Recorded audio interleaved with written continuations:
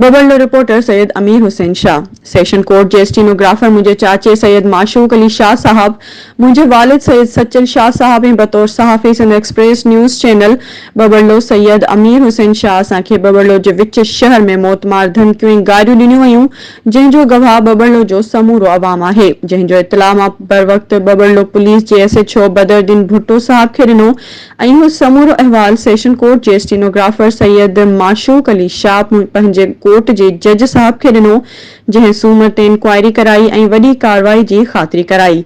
उन मौक़े ते उन्हनि दहशतगर्दनि जा नाला राज़ में रखण जी पिण ॻाल्हि ॿोल कई वई। इहे धमकियूं मुंहिंजे वॾनि ऐं मूंखे इन लाइ ॾिनियूं वयूं त तूं UC ओबड़े जी रिपोर्टिंग छो कई। मां बतौर सहाफ़ी हक़ ऐं सच लिखणु मुंहिंजो फ़र्ज़ु आहे ऐं मां हक़ सच लिखंदो रहंदमि। Sindh Express News Babarlo.